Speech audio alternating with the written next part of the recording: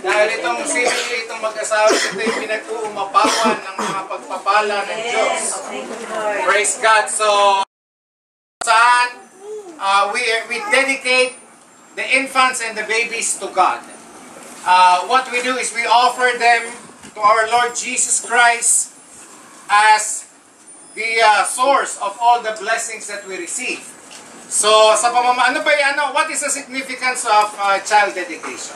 Well, child dedication is an acknowledgement by the parents that they need God to raise up their daughters or their children. Para naman sa lahat ng mga magulang, ang pagpapalaki po ng anak ay isang trabaho o isang pribilehyo na kailangan natin ng Diyos. We need God in raising up our family, especially in this modern time. Especially, we are, hindi naman tayo talaga mga taga rito. We have our own culture. Napakahalaga na ma-preserve po natin ang ating kultura at ang ating pagtakot sa ating Panginoon. So, child dedication is, it literally means that MJ and Suzette acknowledge before God that number one, it is God who gave them Skylar. Number two, that they are acknowledging the help of God, the grace of God, and the favor of God to raise up Skylar the way God wants them to be. Dahil ang sabi po ng Biblia, ang Diyos ay may plano sa bawat buhay ng bawat tao.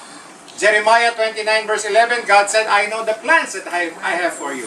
God has the best plan for Skylar. Now, the parents are acknowledging too, through this child dedication, that God will guide them to raise up Skylar the way God wants her to be. Ano po? At yan po ay gagawin natin sa hapong ito. And through the special dedication prayer, we will offer Skylar to God. At ang Diyos ang bahalang magpala po sa buhay ng bata.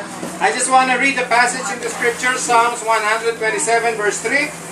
Children are a gift from the Lord. They are a reward from Him. So ang mga anak daw po ay regalo, gantimpala mula sa Diyos. Ito po ay, and they are a reward from Him. Ano po? Now, para naman po, paalala para kay MJ at kay Suzette, palakihin ninyo ang inyong mga anak sa liwanag ng salita ng Diyos, ang may takot sa Diyos, at patuloy kayong humingi ng guidance sa Panginoon para palakihin ang bata. Not as you want them to be. Of course, you want the best, but God wants the better and the best. No? So, if we continue to hook up with God, God will guide you on how He can reveal the finest and the best plan for Skylar. Para naman po sa mga ninong at mga ninang, nandito kayo ngayon. 12, marami. So sa dami po ng ninong at ninong na ito, tiyak na hindi na magugutom ang bata. Ano po? Hindi naman talaga magugutom. No, I'm just kidding. So, as ninong and ninang, you're taking the divine responsibility to serve as second parent to Skylar, that in times, number one, you need always to pray for her. Number two, in times that Skylar may need your help, nandyan po kayo para magbigay ng inyong suporta, gabay at patnubay sa bata. Minsan may mga anak na pag lumaki, imbis na sa nanay o sa tatay mag-open up ng kanilang problema, minsan sa ninong o sa ninang pupunta. So as ninong at ninang, you have that divine responsibility for guidance and for support sa inyong mga inaanak. Of course, hindi lang kayo mga ninong at ninang kapag Pasko at saka birthday, lalo na ngayon, birthday pa. Ano po? So, thank you Lord. So, you are all contributors to Skylar's Benevolent Fund. Eka nga. Thank you Lord. So, at this point, I'd like to, let us all stand. Tumayo tayong lahat. Pwede ko pong tawagin yung mga ninong at mga ninang. Andali, mga ninong, Ralph Duran, Aldrin Baldonado, just to stand in front. Mark Aquino, David Libramonte, future celebrant, July 2. Rodel Ducut and Bepi Tonini, represented by his mom. Ayan. Nico Libramonte, Ciara Ducut, Resi Chua, Ana Navarro, Starless Martinez, and Charis Cuevas. Okay. Sit down. Thank you, Lord.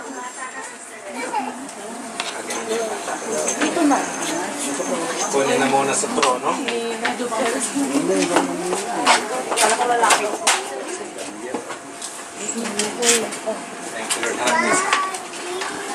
Thank you, Father. And then yung mga ninong at mga ninang, can you stand behind the couple as we come to God in prayer? Thank you, Lord. Tayo po'y haharap sa presensya ng Diyos. This is, although we are not in a physical church, but the Bible says where 2 or 3 are gathered in His name, He is in the midst of them. Napakahalaga po na ang presensya ng Diyos ay nasa ating pagtitipon dahil yun po ang ating kailangan. Kung nagkatipon, nandun siya. And we believe the Spirit of the Lord is here in our midst this afternoon. And bayaan po natin na tanggapin ng Diyos ang ating pong panalangin para maialay ang batang si Skyler sa ating Panginoon. MJ and Suzette, sa harap ko ng Diyos, ng pamilya at ng mga saksing ito, kayo ba'y nangangako sa Diyos na inyong papalakihin si Skyler sa liwanag ng salita ng Diyos, at kayo ba'y nangangako na siya inyong papalakihin sa liwanag, prinsipyo at pangako ng Diyos sa Biblia? Amen. Amen. Para sa mga ninong at mga ninang, may sobre na ba kayo? Para sa mga ninong at mga ninang, sa harap po ba ng Diyos at ng mga saksing ito ay tinatanggap niyo po ba ang responsibilidad na maging pangalawang magulang ni Skyler, that in times when she would need your help and support, you would be there to act as second parents to her? Amen. So tayo po ay sandaling yumuko at pumikit, and let us come to God in prayer. Dear God in heaven, we thank you. You are here. We thank you that your presence is here. We thank you because you are the source of all the blessings that we receive. Father, we thank you for the Jong family. Their blessings are evidence of your divine favor and grace in their lives. Panginoon, salamat po, through the years you have been faithful. And you will continue to be faithful in their lives. Salamat po for blessing them with this house. Salamat po as we celebrate the birthdays of family members and friends. For the birthdays of MJ. Panginoon, maraming pong salamat. And right now, Father God, especially, we want to thank you for blessing this couple with another bundle of joy. With this very cute baby girl na si Skyler. Lord, we pray that let your blessing become a Christian, loving you, knowing you, and serving you. And right now, Father, sa harap po ng mga magulang, ng mga saksi, sa harap ng iyong presensya, as a minister of the gospel of the Lord Jesus Christ, I offer Skyler unto you in the name of the Father, and of the Son, and of the Holy Ghost. And Father God, I entrust her to her parents. And I pray, Father God, that you bless MJ and Suzette. May they continue to raise up a family that loves you, close to you.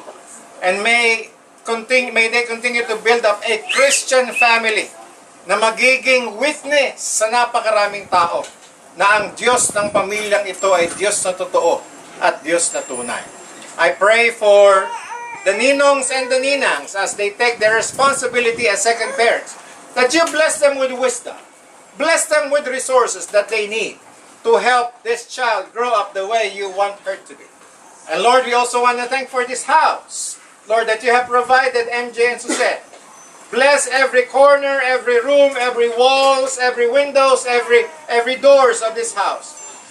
We do not know what is the history of this house, and we do not even care.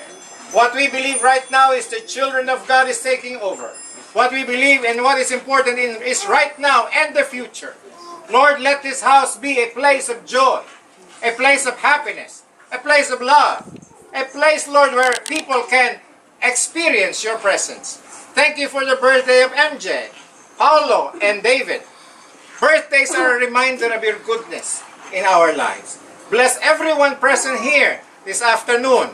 Patuloy mo kaming ilapit sa iyo at patuloy mong iparealize sa amin na kung wala ka sa aming buhay, wala kaming magagawa. Lord, we thank you and we praise you. We believe you have accepted our child dedication ceremony.